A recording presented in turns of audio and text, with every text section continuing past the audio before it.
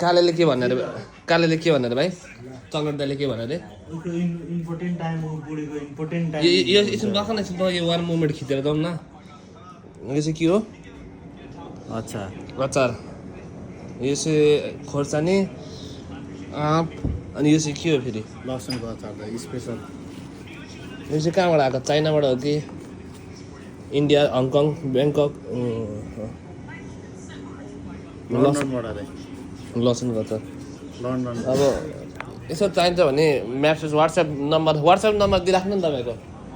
WhatsApp number 14 98 19 location चाहिँ भनिदिइराख्नु त लोकेसन बर्गेलीको 8 number block 103 number home delivery हुन्छ कि हुँदैन